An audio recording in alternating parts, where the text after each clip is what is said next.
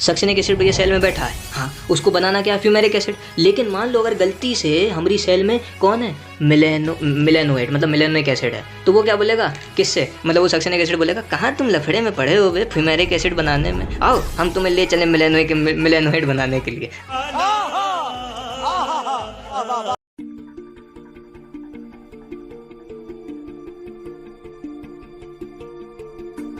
तो हाँ भाई, कैसे हो सब बढ़िया सबके जीवन में। तो अब आज किसको लेके आए, कर्व साइकिल को। कर्व साइकिल, अरे वो फोटोसिंथेसिस के बाद जो रेस्पिरेशन वाला चैप्टर है ना, हाँ सर, उसमें अपन देखते हैं किसको, कर्व साइकिल को। बहुत मज़ेदार चीज़ है ये, मतलब सही में ऐसी, मतलब तुम्हें बता देंगे कि जीवन भर याद रखोगे। ठीक है, अब याद कैसे करना है वो लास्ट में बताएंगे, नहीं तो कोई साइकिल देख के डर जाता है कि इतनी बड़ी साइकिल हम नहीं खेल रहा है, तो पूरा क्लियर करते हुए चलेंगे। तो भाई कर्व साइकिल है क्या, कुछ नहीं है सर, रेस्पिरेशन में पढ़ते हैं। तो देखो मैं कोशिश ये करूँगा कि इस वीडियो में मैं आपको ग्लाइकोलाइसिस, ईटीएस पे तो वीडियो भी बना है, लिंक रिएक्शन, इन सबको मैं थोड़ा रिलेट करते हुए चलूँगा। तो क्या रेस्पिरेशन चैप्टर भी अपना हिल जाएगा, समझ रहे हो, थोड़ा समझ में आ जाएगा। ठीक है, तो कर्व साइकिल शुरू करूँ उससे पहले मैं आपको थोड़ा रेस्पिरेशन के बारे में समझाऊंगा। कैसे, देखो इससे पहले फोटोसिंथेसिस पढ़ा था, हाँ नहीं पढ़ा तो वीडियो डले हुए हैं देख लेना। तो फोटोसिंथेसिस में अपन लोग क्या करते हैं सर, फोटोसिंथेसिस मतलब कि लाइट की प्रेजेंस में फूड का प्रोडक्शन। हाँ जी, फूड को बनाएगी कौन, बनाएगी हमारी प्लांट बनाएगी। अच्छा,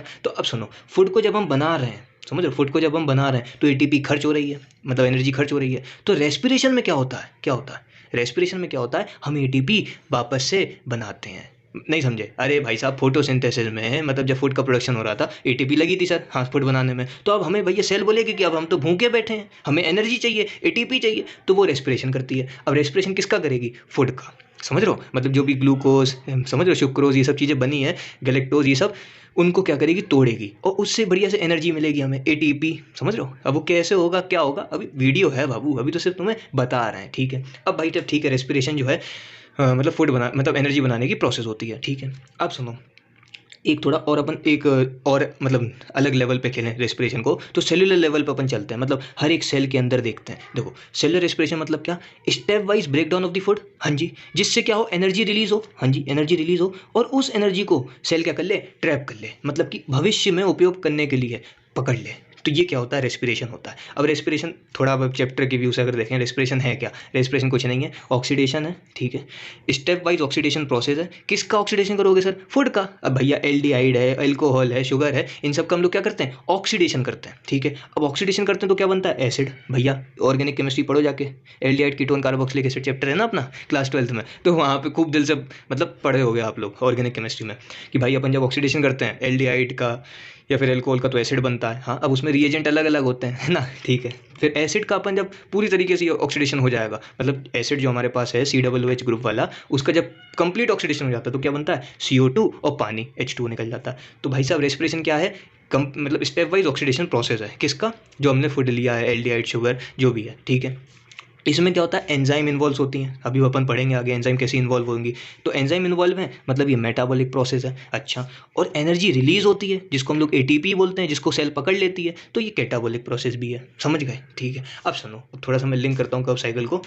देखो ग्लाइकोलाइसिस में, ग्लाइकोलाइसिस मतलब जो सबसे पहली प्रोसेस होती है रेस्पिरेशन की साइकिल, वो कौन है, ग्लाइकोलाइसिस। ठीक है, EMP पाथवे जिसको अपन बोलते हैं। हाँ, तो ग्लाइकोलाइसिस में हम लोग क्या करते हैं, ग्लूकोज को तोड़ते हैं। हाँ सर, ग्लूकोज को तोड़ते हैं, जिससे 2 पायरुविक एसिड बनते हैं। हाँ सर, सही कह रहे हो, इसमें एटीपी भी बनती है। हाँ, और ठीक है, एटीपी भी बनती है, तो ग्लूकोज से क्या बना, पायरुविक एसिड। फिर लिंक रिएक्शन में हम लोग क्या करते हैं, पायरुविक एसिड से एसिटाइल कोएंजाइम में बनवाते हैं। अच्छा, नीट में सवाल क्या पूछता है, नीट में सवाल पूछता है, name the reaction which link glycolysis and Krebs cycle. तो आंसर क्या है, लिंक रिएक्शन। समझ लो, लिंक रिएक्शन ऐसी रिएक्शन है जो ग्लाइकोलाइसिस और कर्व साइकिल को जोड़ती है। अगर लिंक रिएक्शन नहीं हुई तो कर्व साइकिल नहीं होगी। ठीक है, नीट में सवाल पूछ लेता है। ठीक है, अब कर्व साइकिल में हम लोग क्या करते हैं, जो एसिटाइल कोएंजाइम में बना है, हाँ जी, उसको हम लोग ब्रेक करेंगे और ऑक्सैलो एसिटिक एसिड बनाएंगे, जिसमें हमारे पास बहुत सारी एटीपी मतलब एनर्जी बनेगी। तो आज अपन कर्व साइकिल को देख रहे हैं। तो मतलब एक ओवरव्यू समझ में आ गया ना, कि मैं बोलना क्या चाह रहा हूँ, बताना क्या चाह रहा हूँ इस पूरे मतलब कर्व साइकिल के वीडियो में। तो ये तो ओवरव्यू था।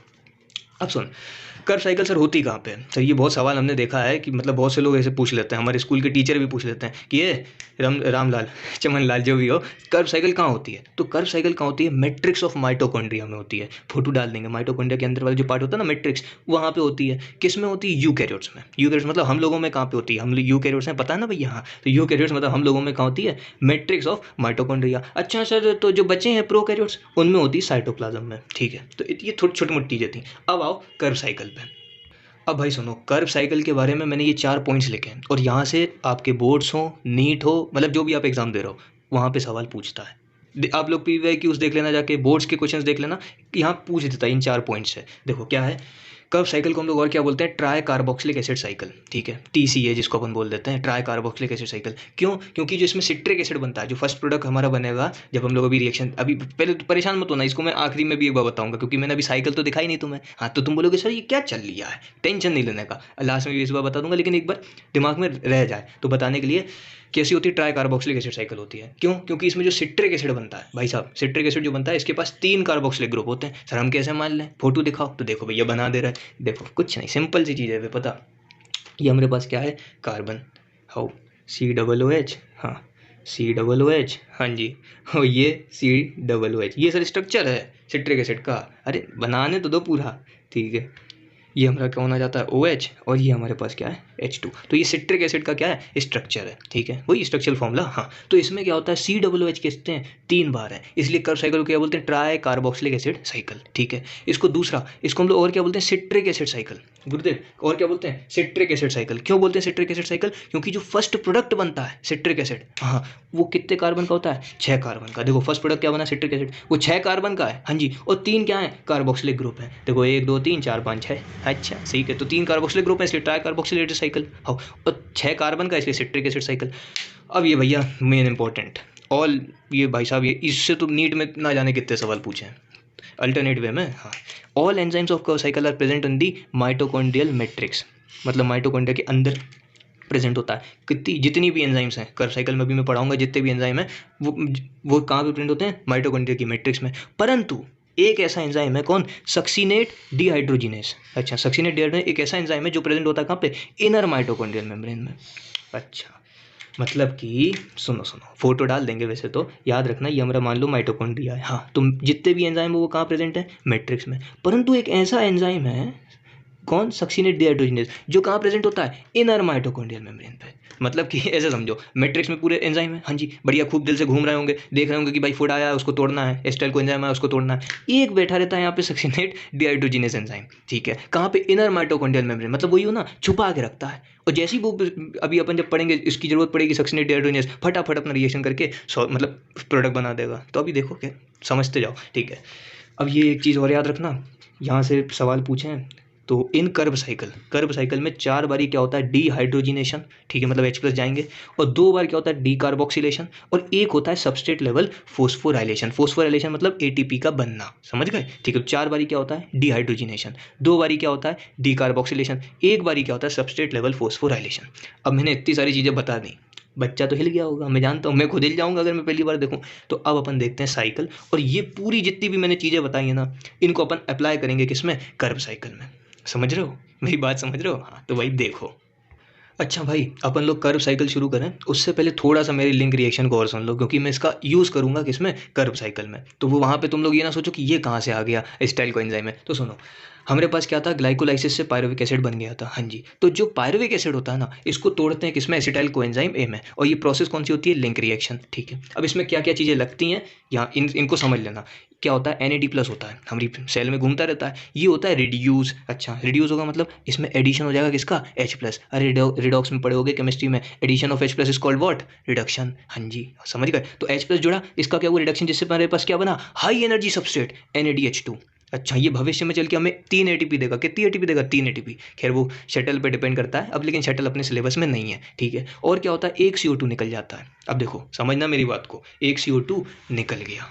अच्छा, मतलब कि क्या हुआ, एक CO2 निकल गया, मतलब कि जो हमारा पायरुविक एसिड था, हाँ जी, ये 3 कार्बन का था। हाँ, तो जो एसिटाइल कोएंजाइम में बनेगा वो कितने कार्बन का होगा, 2 कार्बन का, क्योंकि एक कार्बन CO2 के थ्रू निकल गया। ठीक है, और यहाँ पे कोएंजाइम की आवश्यकता होती है, हाँ जी, TPP ट्राइफेनॉल फोस्फेन लगता है, लिपोइक एसिड लगता है, मैग्नीशियम, ये आयन, ये क्या होते हैं, कोफैक्टर्स होते हैं, जो इन सब की आवश्यकता होती है सेल को। तो क्या होगा, पायरुविक एसिड से एसिटाइल कोएंजाइम में बन जाएगा। इस प्रोसेस को क्या बोलते हैं, ऑक्सीडेटिव डीकार्बोक्सिलेशन। देखो ऑक्सीडेशन हो रहा है, हाँ हो रहा है सर, और डीकार्बोक्सिलेशन मतलब CO2 निकल रही है। ठीक है, और एंजाइम कौन सा लगता है, पायरुवेट डिहाइड्रोजिनेस कॉम्प्लेक्स। ठीक, ये इतनी चीज़ें याद रखना। अब इसका यूज़ कैसे होगा कर्व साइकिल में, तो वो और देखो।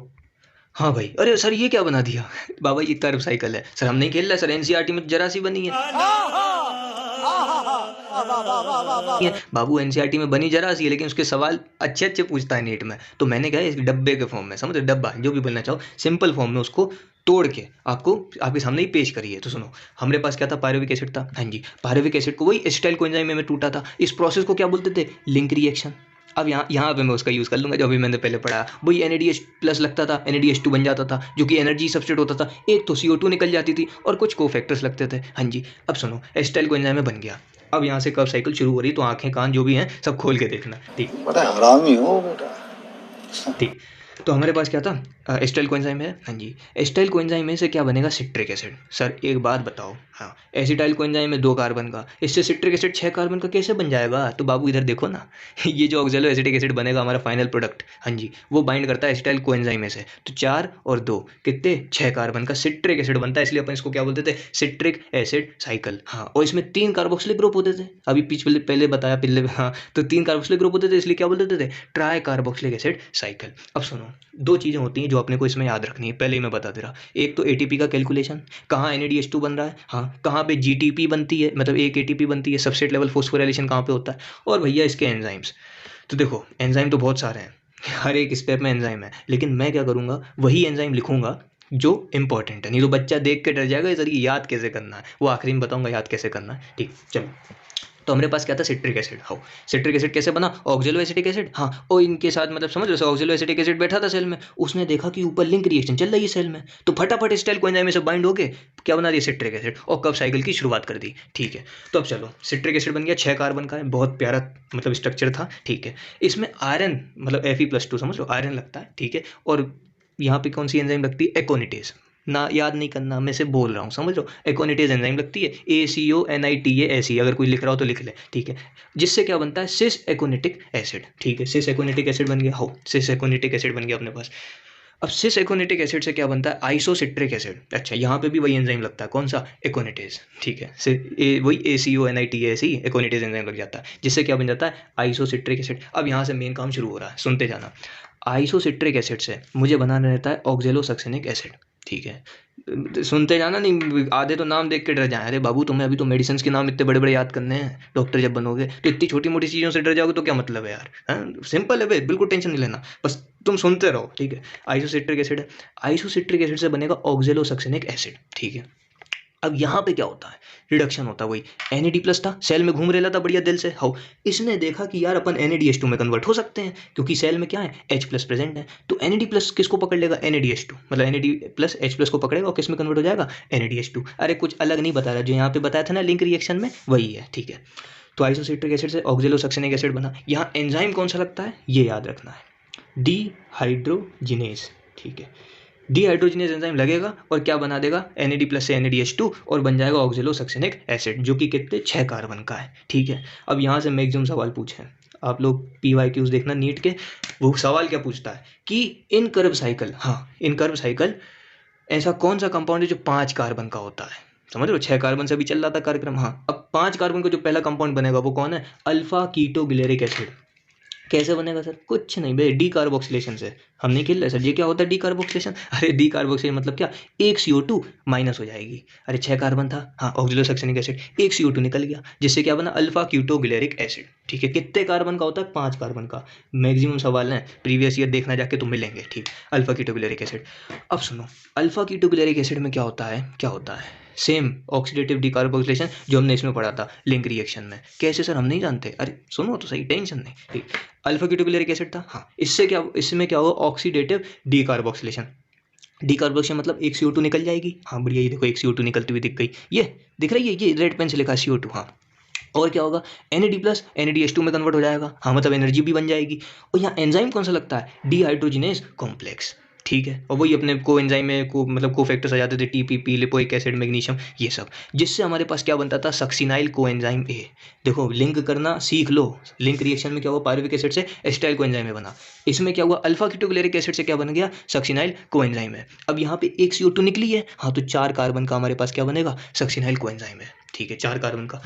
अब सक्सिनाइल कोएंजाइम में से बनता है सक्सिनिक एसिड। तो यहाँ पे बहुत बेहतरीन चीज़ होती है, क्या बेहतरीन चीज़, SLP, सबस्ट्रेट लेवल फोस्फोराइलेशन। देखो सबस्ट्रेट लेवल फोस्फोराइलेशन का मतलब क्या है, जब हम क्या करेंगे, किसी भी हाई एनर्जी प्रोडक्ट को, कोई भी मेरे पास कंपाउंड है जो कि हाई एनर्जी में है, समझ रहे हो, उसको एकदम से मैं लो एनर्जी में ले आऊँ और उससे एनर्जी निकाल दूँ, तो क्या बनता है, मतलब क्या बोलते हैं, सबस्ट्रेट लेवल फोस्फोराइलेशन बोलते हैं। ठीक है, तो यहाँ क्या होता है, सक्सिनाइल कोएंजाइम में होता है। हाँ उसमें क्या होता है, जी सेल के पास होती है ATP, GTP, CTP सब होती हैं, समझ रहे हो, तो GDP होती है। अच्छा ये भैया वो नहीं है कोई भाई कॉमर्स वाला हो, वो जो अपनी होती है ना ग्रॉस GDP, वो मतलब इन मतलब नेशन की GDP नहीं होती, वो नहीं है, ये क्या एनर्जी है। अरे कहना क्या चाहते हो?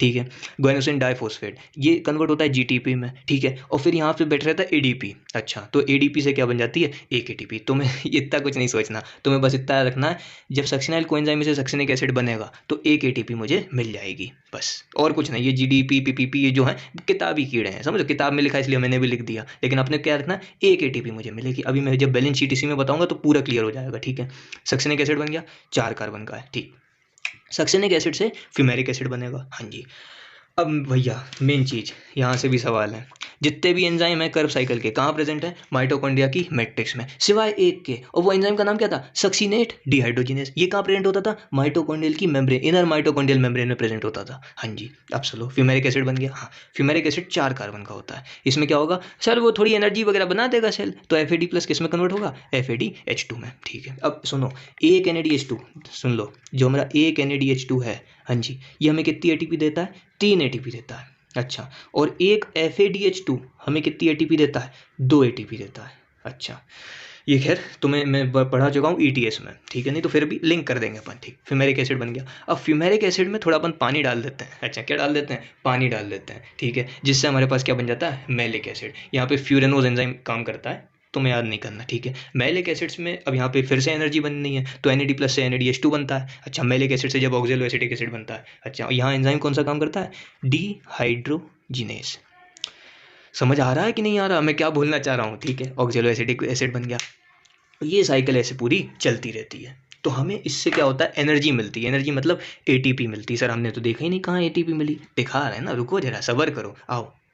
तो देखो भाई, अब अगर ATP की बात करें तो सिंपल है। सिंपल कैसे, एक NADH2 में कितना, 3 ATP देता है। तो देखो ये 3 ATP, फिर यहाँ पे 3 ATP, एक तो डायरेक्ट ATP बन रही थी सबस्ट्रेट लेवल फोस्फोराइलेशन से, हाँ तो 1 ATP, फिर ये FADH2 से 2 ATP मिल गई, और NADH2 से 3 ATP मिल गई। तो मुझे डायरेक्ट गेन कितना हुआ ATP का, सर 3, 3, 6 और 3, 9 और 3, 4, 12। तो कितना हो जाएगा, 12 ATP मुझे डायरेक्ट मिली है। समझ रहे हो। अब ये कैसे मिली हैं, कैसे मिली सर, मतलब कर्व साइकिल में मिली हैं। हाँ अब यहाँ पे एक पायरुविक एसिड आया है, अगर आपने गौर किया हो। हाँ और बनते कितने थे, 2 पायरुविक एसिड ग्लाइकोलाइसिस में। अब अगर यहाँ 2 पायरुविक एसिड होंगे, हाँ तो इसका डबल कर देना यहाँ पे, मतलब 24 ATP मिल जाएंगी। समझ रहे हो। ठीक है, अब लिंक रिएक्शन पे थोड़ा ध्यान दो। ध्यान दिया सर।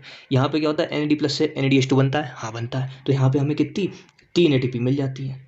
हाँ और अगर यहाँ पे 2 पायरुविक एसिड होते तो यहाँ पे 6 ATP मिलती, वही डबल हो जाएगा ना। अब यार भैया एक था तो एक NAD प्लस लगा, 2 पायरुविक एसिड होंगे तो 2 NAD प्लस दौड़ के चले जाएंगे कि चलो चलो चलो चलो एनर्जी बनाना, चलो चलो ले चलो। हाँ तो हमारे पास 6 ATP हो जाएंगी।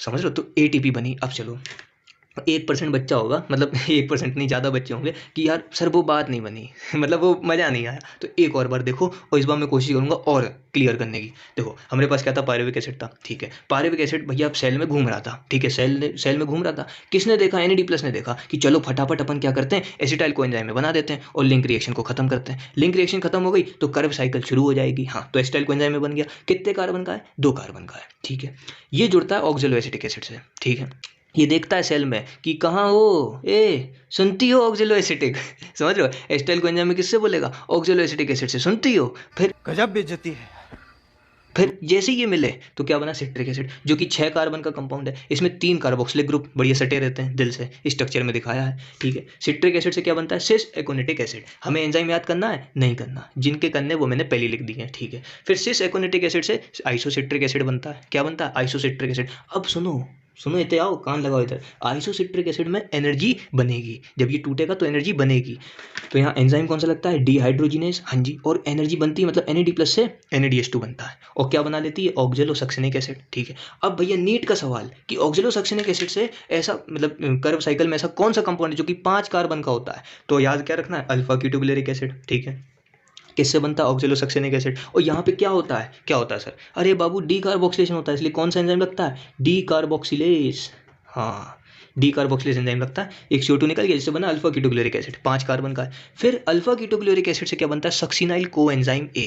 ये सक्सिनाइल कोएंजाइम है, इसको ऐसे समझ सकते हो अगर आप समझना चाहो। लिंक रिएक्शन में क्या था, लिंक रिएक्शन में पायरुविक एसिड से एसिटाइल कोएंजाइम में बना। यहाँ पे अल्फा कीटोग्लिसरिक एसिड जो कि 5 कार्बन का है उससे बनता है सक्सिनाइल कोएंजाइम में। और सेम प्रोसेस है, कैसे CO2 निकलेगी, हाँ डी कार्बोक्सिलेशन हो गया। फिर NADH2 बनेगा, मतलब एनर्जी वाला सबस्ट्रेट बनेगा। फिर TPP लिपोइक एसिड, ये सब कोएंजाइम में कोफैक्टर की तरह काम करेंगे, ठीक है। तो ऑक्सीडेटिव डी कार्बोक्सिलेशन हुआ जिससे सक्सिनाइल कोएंजाइम में बना। फिर भाई साहब सुनिए, इधर आइए, कान लगाइए। हाँ, जो सक्सिनाइल कोएंजाइम है यहाँ पे तो और मजेदार चीज़ होती है। क्या होता है, सबस्ट्रेट लेवल फोस्फोराइलेशन, मतलब सेल बढ़िया भूखी बैठी है, उसको चाहिए कि एनर्जी हमें फटाफट दो, समझ रहे हो, एनर्जी हमें अभी चाहिए, तो सबस्ट्रेट लेवल फोस्फोराइलेशन होता है। यहाँ पे एंजाइम कौन सा लगता है, तो याद रखना थायोकाइनेस। कौन सा एंजाइम लगेगा, थायोकाइनेस। अच्छा, थायोकाइनेस, ज़्यादा इतनी टेंशन मत लेना कि पूछेगा ही, बस याद रखना थायोकाइनेस एंजाइम लगता है जो सक्सिनाइल कोएंजाइम को सक्सिनिक एसिड में कन्वर्ट करता है। और कितनी ATP का गेन होता है, 1 ATP डायरेक्ट, समझ गए, डायरेक्ट। फिर सक्सिनिक एसिड से फ्यूमेरिक एसिड बनता है। और यहाँ पे कौन सा एंजाइम काम करता था, वो वाला करता था सर, कौन सा, वो जो माइटोकॉन्ड्रिया की इनर मेम्ब्रेन में प्रेजेंट होता था, कौन सा, सक्सिनेट डिहाइड्रोजिनेस, हाँ जी। और यहाँ पे एनर्जी भी बनेगी FADH2, ठीक है। और फिर मैलिक एसिड से ऑक्जेलोएसिटिक एसिड, तो फिर से एनर्जी बन जाएगी। तो नेट गेन मुझे कितना होता है, 12 ATP का। ये कब होगा, जब 1 पायरुविक एसिड आएगा। अगर यहाँ पे 2 पायरुविक एसिड आ जाएंगे तो भैया डबल कर देना, 12 का डबल कितना हुआ, 24। ये साइकिल फिर 2 बार चलेगी, समझे, समझ में आ रहा मैं क्या कहना चाह रहा हूँ। हाँ, तो भाई साहब ये क्या था, अपनी वो थी कर्व साइकिल। लेकिन सुनो, सवाल आपसे ऐसे तो पूछ देगा, मैंने मैक्सिमम सवाल तो कवर कर दिए, लेकिन कुछ सवाल क्या पूछता है कि भाई साहब आप हमें एक बात बताइए, हाँ, कि इसमें वो मतलब एनर्जी जो सबस्ट्रेट बनेगी NADH2, हाँ, वो कितने बनेंगे मतलब 1 2 3, हाँ जी। तो 3 क्या हुए, NADH2 बने, एक बार FADH2 बना और एक बार ATP बना। अब अगर आपने मतलब किसी बच्चे ने ध्यान दिया हो, मैंने क्योंकि पहले एक चीज़ बताई थी, देखो मैंने सबसे पहले ये 4 पॉइंट लिखवाए थे। अगर ये चीज़ किसी ने बच्चे ने अच्छे से पढ़ मतलब ध्यान दिया होगा कि हाँ ये क्या लिख रहा है, तो आपको ये चीज़ पहले समझ में आ गई कर्व साइकिल पूरी। कैसे, मैंने बोला था 4 बारी डिहाइड्रोजिनेशन होगा, तो देखो भैया 4 बारी डिहाइड्रोजिनेशन हुआ। हाँ, फिर मैंने बोला था 2 बारी डी कार्बोक्सिलेशन होगा, देखो एक तो ये डी कार्बोक्सिलेशन हुआ जिससे अल्फा कीटोग्लिसरिक एसिड बना 5 कार्बन का, हाँ। और एक बारी ये हुआ जिससे सक्सिनाइल कोएंजाइम में बना, 2 बार डी कार्बोक्सिलेशन। और एक बारी सबस्ट्रेट लेवल फोस्फोराइलेशन होता है जिसमें क्या होता है, 1 ATP बनती है सक्सिनाइल कोएंजाइम में से सक्सिनिक एसिड। आपसे पूछेगा, मेरी बात मान लो, सुनो, आपसे पूछ देगा कि भाई साहब सबस्ट्रेट लेवल फोस्फोराइलेशन कब होता है, तो याद रखना सक्सिनाइल कोएंजाइम में जब सक्सिनिक एसिड में कन्वर्ट होता है। और सक्सिनेट डिहाइड्रोजिनेज एंजाइम की मतलब जरूरत कब पड़ती है, जब सक्सिनिक एसिड फ्यूमेरिक एसिड में वो होता है सर चेंज। अब सुनो एक और मतलब बहुत मजेदार सवाल, मतलब ये नीट का जाना माना सवाल है, देखना। एक बारी पता ये वाले सवाल और पूछता है कि भाई कॉम्पिटिटिव इनहिबिटर ऑफ सक्सिनेट कौन होता है। तो सुनो, कुछ नहीं, टेंशन नहीं लेना। सक्सिनेट मतलब क्या, सक्सिनिक एसिड की बात कर रहा है। इधर आ जाओ सक्सिनिक एसिड के पास, ये था सक्सिनिक एसिड। हाँ, यहाँ पे कौन सा एंजाइम काम करता था, वो सर जो इनर माइटोकॉन्ड्रियल मेम्ब्रेन पे प्रेजेंट होता था, सक्सिनेट डिहाइड्रोजिनेस, ठीक है। तो इसमें क्या होता है, सुनो मेरी बात, सक्सिनिक एसिड भैया सेल में बैठा है, हाँ, उसको बनाना क्या, फ्यूमेरिक एसिड। लेकिन मान लो अगर गलती से हमारी सेल में कौन है, मिलेनोएट मतलब मिलेनोइक एसिड है, तो वो क्या बोलेगा, किससे, मतलब वो सक्सिनिक एसिड बोलेगा, कहाँ तुम लफड़े में पड़े हो बे, फ्यूमेरिक एसिड बनाने में, आओ हम तुम्हें ले चले मिलेनोइक बनाने के लिए, समझो, मिलेनोइक एसिड बनाने के लिए। तो क्या होता है कि जो कॉम्पिटिटिव इनहिबिटर होता है सक्सिनेट का, कौन, मिलेनोएट, ठीक है। तो बस याद रखना, समझ रहे हो, ये कभी कभी एंजाइम से भी लिंक करके क्वेश्चन पूछ लेता है कि भाई कॉम्पिटिटिव इनहिबिटर ऑफ सक्सिनेट कौन है, मिलेनोएट। अगर सेल में मिलेनोएट है, हाँ, मिलेनोएट मतलब मिलेनोइक एसिड है ना, मिलेनोइक एसिड है, तो वो सक्सिनिक एसिड से बोलेगा, आओ कहाँ लगे तुम लफड़ा में पड़ रहे फालतू फ्यूमेरिक एसिड बनाने में, अपन चलो मिलेनोइक एसिड बनाए, समझ रहे हो। अच्छा, वैसे तो इससे क्या होगा, कर्व साइकिल हमारी रुक जाएगी। अच्छा, खत्म, बाय बाय, टाटा, गुड बाय, गया। तो भाई ये क्या था, कॉम्पिटिटिव इनहिबिटर होता है। अब थोड़े से सवाल और देख लो तो क्या थोड़ा कॉन्फिडेंस आ जाएगा। वैसे तो मैंने पढ़ा दिया पूरा कि भाई कर्व साइकिल है, कितनी एटीपी बनेंगी, 12 एटीपी। अगर एक पायरुविक एसिड आएगा, 2 पायरुविक एसिड आ गए तो 24 हो जाएगा। हाँ, 12 का डबल 24, और यहाँ पे भी 3 का डबल 6 हो जाएगा। 24 और 6 30, और 8 एटीपी हमारी ग्लाइकोलाइसिस में बन जाती हैं, 6 से 8 एटीपी। तो टोटल एटीपी कितनी बनती है, 36 से 38 एटीपी। कैसे बनती हैं सर, हम नहीं खेल रहे, समझा दे रहे, सुन लो जरा। तो भाई उससे पहले ना मैं थोड़े से सवाल लिख के लाया हूँ, उनको अपन और देख लेते हैं। जैसे मान लो आपसे सवाल पूछा कितने एटीपी लगते हैं, मतलब कितने एटीपी बनते हैं फ्रॉम एक पायरुविक एसिड। पायरुवेट मतलब क्या होता है, पायरुविक एसिड, समझ रहे हो, ठीक है। हमारे पास पायरुविक एसिड है। हाँ, इसमें सर सबसे पहले क्या चलेगा, लिंक रिएक्शन। अरे यार अभी मैंने बताया इतने अच्छे तरीके से, उसमें कितनी एक एटीपी बनती थी, कितनी बनती थी, 3 एटीपी बनती थी। अब यहाँ कितना, एक पायरुवेट है, हाँ जी, तो 3 एटीपी बनेगी। हाँ, जिससे एसिटाइल कोएंजाइम में बन गया। हाँ, तो मतलब अरे 3 एटीपी मतलब एक NADH2 एक NADH बनेगा, जिससे हमें 3 एटीपी मिलेंगी। हाँ हाँ सर, समझ गए हम, ठीक है। अब एसिटाइल कोएंजाइम में से कर्व साइकिल चलो, तो वहाँ 12 एटीपी बनती थी। हाँ, तो 12 और 3 कितनी, 15 एटीपी बन जाएंगी। अब अगर मान लो उसने और थोड़ा मॉडिफाई कर दिया क्वेश्चन, उसने बोला इधर आओ बाबू, हमें ये बताओ सबस्ट्रेट लेवल फॉस्फोराइलेशन से कितनी बनेगी और ऑक्सीडेटिव फॉस्फोराइलेशन से कितनी बनेगी, मतलब कितनी ETS से बनेगी और कितनी डायरेक्ट बन जाएंगी। तो सबस्ट्रेट लेवल से कितनी बनती थी, 1, वो अभी बताया था GTP वाला। अरे बाबू ऐसे नहीं करो, देखो फोटो दिखा दे रहा है फिर से। और 14 में ऑक्सीडेटिव ETS के थ्रू बनेंगी। देखो फोटो देखो, नहीं तुम कंफ्यूज हो जाओगे।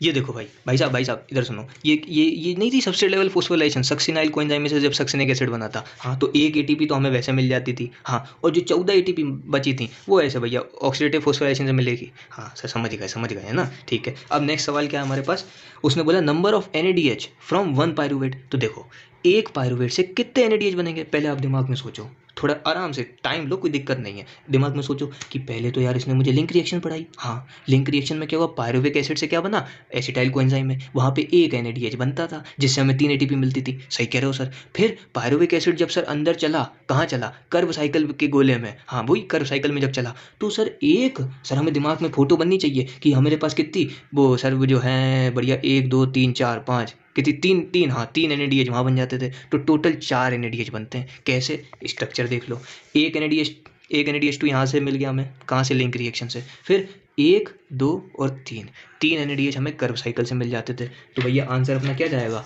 एक पायरुवेट से कितने NADH लगते हैं, 4 NADH बन जाते हैं, ठीक है।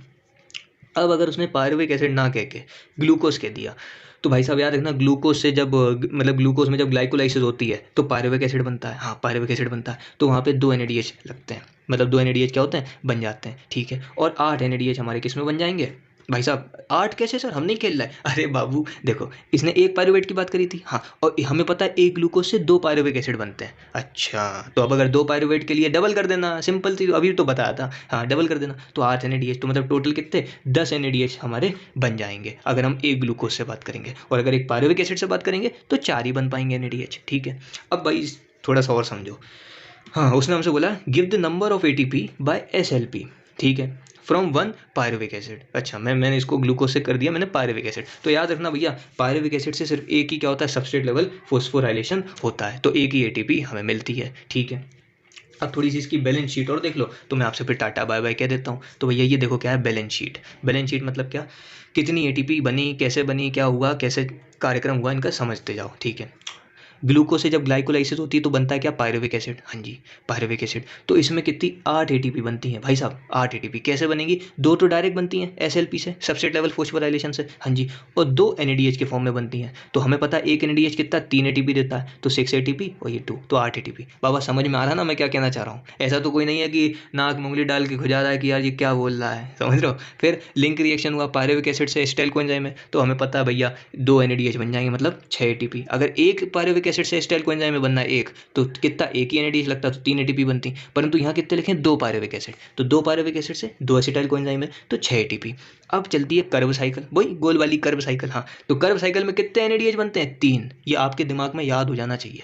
एक बनता है FeDH2, हाँ, एक बनता है GTP। अच्छा ठीक है, तो हमारे पास 3 NADH मतलब 3 × 3 9 ATP, एक FeDH मतलब 1 × 2 2 ATP, और एक तो डायरेक्ट बनती है SLP से। हाँ, तो टोटल हमारे पास कितनी, 24 ATP बन जाती हैं। अरे भैया यहाँ पे 12 बनी है, अब 2 बार अगर ये साइकिल चलेगी कितनी बनेंगी, 24 ATP। हाँ, तो जब इसको अपन ऐड करेंगे 24 + 6 30 और 30 और +8 38 ATP, मतलब ये टोटल नेट हमारे पास ATP बनती है वो कितनी है 38 ATP। तो मैं आशा कर रहा हूँ कि आपको ये कर्व साइकिल का जो फंडा था, मतलब जिसमें अपन लोग कंफ्यूज रहता है बच्चा, हाँ भाई मैंने बताया था इसको याद कैसे करना है। याद कुछ नहीं, आप लोग जैसे जब डॉक्टर बन जाओगे तो आप यही बोलोगे ना पेशेंट से कि भाई साहब आप सुबह उठते एक बार दवाई खा लेना, हाँ एक बार से रात में सोने से पहले खा लेना, मतलब कोई भी एंटीबायोटिक दवाई अगर लिखोगे तो बस वैसे ही इसको करना है। 4 दिन के लिए सुबह एक बार उठे, बढ़िया से स्ट्रक्चर बना दिया, कहाँ NADH बनती थी, कहाँ FADH2 बनता था, कहाँ पे डायरेक्ट ATP बनती थी। 4 दिन सुबह एक बार स्ट्रक्चर बना लो, शाम को एक बार स्ट्रक्चर बना लो, फिर NCERT पढ़ लो।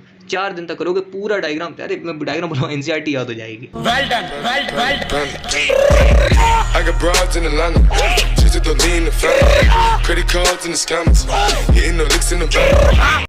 बस फिर अपना क्या, कोई दिक्कत नहीं, फिर बढ़िया PYQs लगा लेना। क्वेश्चन अगर हिल गए तो बल्ले बल्ले, नहीं हिले तो फिर और पढ़ो, लेकिन पढ़ते रहो, समझ रहे हो, दिल से पढ़ो बाबा। और कोई दिक्कत हो तो बताओ। देखो इसमें मैं सोच रहा हूँ थोड़ा मज़ा कम आया होगा, लेकिन मैंने कोशिश करी है देने की। लेकिन बस आपको क्या करना है, इसको पढ़ते रहना है। और क्योंकि यहाँ से सवाल अच्छे अच्छे बनते हैं, और जितने सवाल बन सकते हैं मैंने आपको बता दिए, जो ही छोटे मोटे टाइप के सवाल हैं वो हो जाएंगे आपसे। तो बस पढ़ाई करते रहो दिल से, और कोई दिक्कत हो तो बाबा बताना। तो बस all the very very best, bye bye.